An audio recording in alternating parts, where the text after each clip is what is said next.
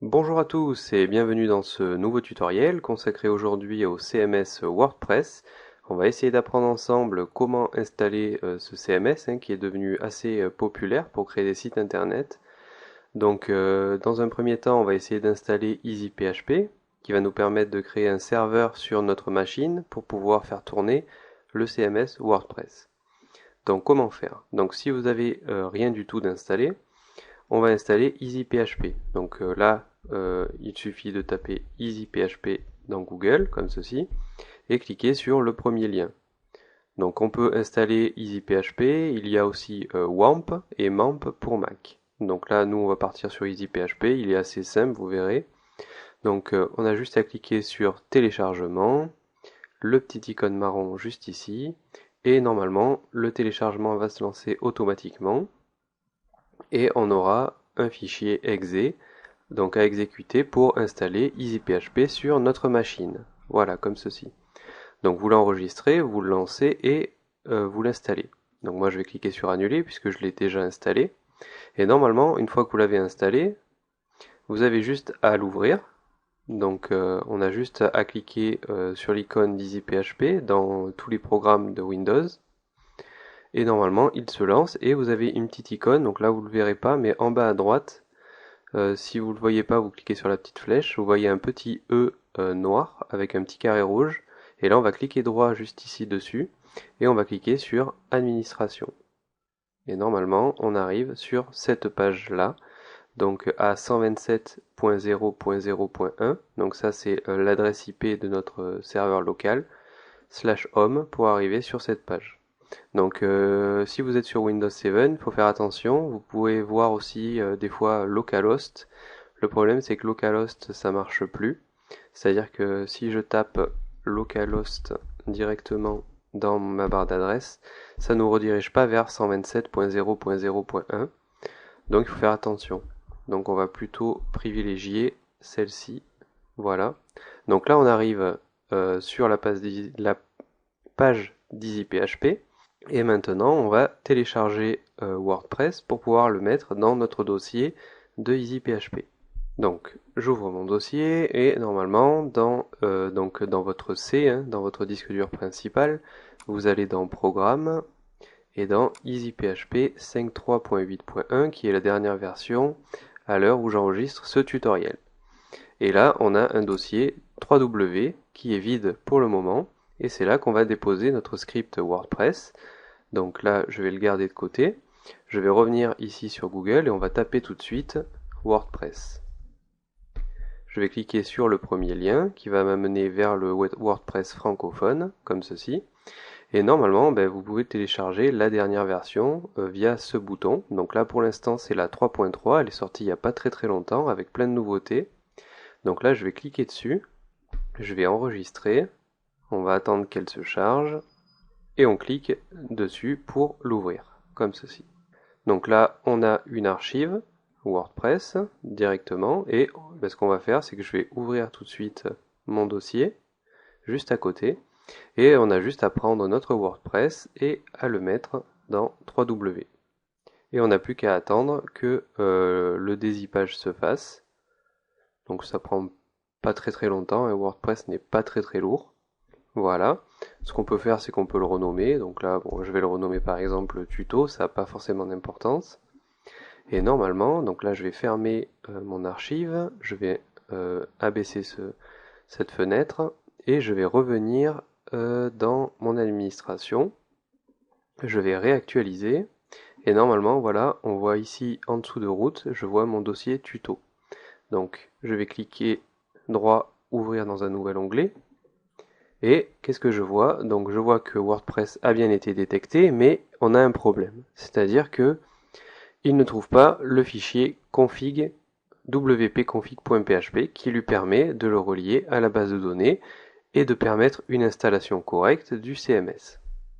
Donc avant d'aller plus loin, je vais réouvrir un petit peu mon dossier et on va voir un petit peu comment est construit ce CMS. Donc lorsque je clique sur tuto, on a tout plein de fichiers. Donc rassurez-vous, on va pas tous les ouvrir, parce que tous ces fichiers, donc wp-admin, include et tout le reste, on va pas y toucher. C'est le cœur de WordPress.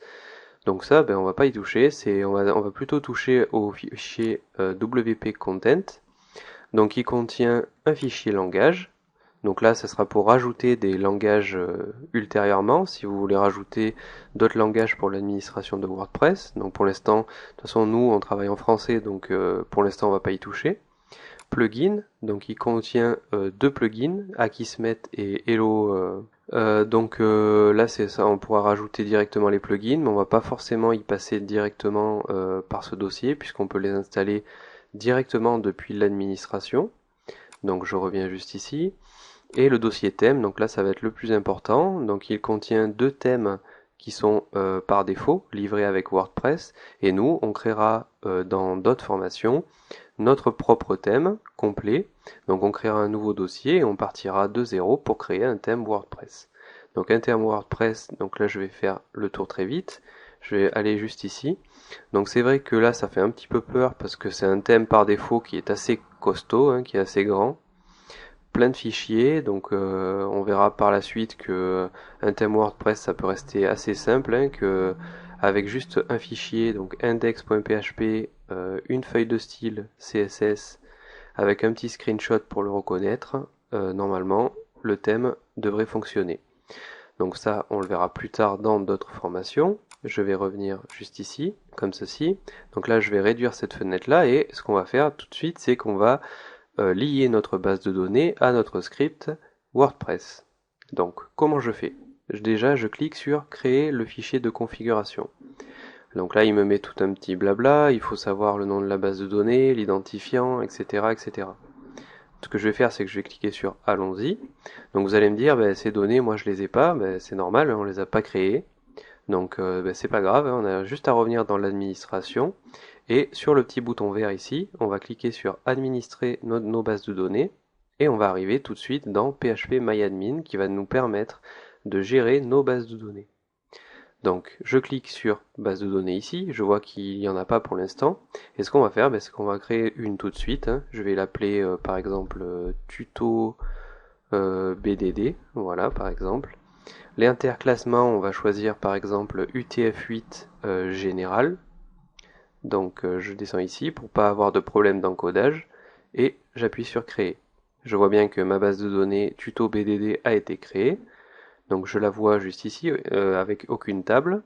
Donc là c'est un petit peu la magie de WordPress, hein, c'est qu'on va pas créer les tables nous-mêmes, hein, c'est que le script va créer les tables automatiquement, donc c'est ça qui est super.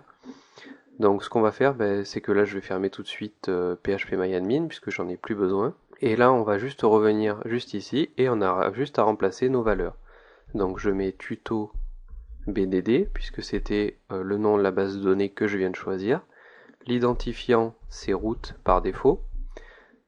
Password, il n'y en a pas par défaut. Et là, il faut faire bien attention, comme je vous disais tout à l'heure, localhost. Donc là, si je laisse localhost, ça va pas marcher, ça va faire une erreur, puisque sous Windows 7, il le reconnaît pas. Donc là, on va mettre 127.0.0.1, comme ceci. Et là, on peut changer le préfixe de la table. Donc là, vous pouvez mettre ce que vous voulez.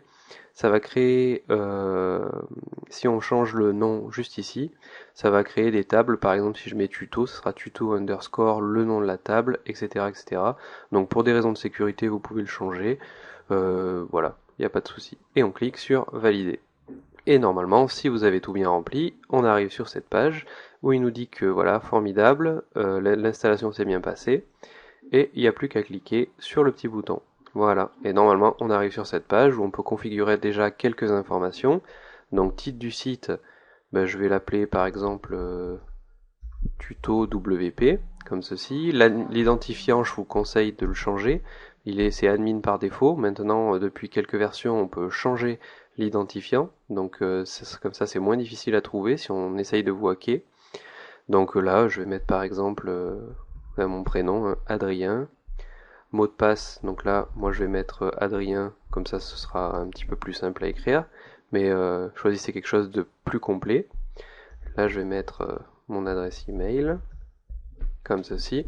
Et là, on n'oublie pas de décocher vie privée, donc même si on est en local, hein, c'est pas, votre site ne sera pas indexé, mais il vaut mieux décocher cette case, car il faut la cocher lorsqu'on met notre site en ligne. Donc on verra ça dans les options hein, où on peut le changer par la suite.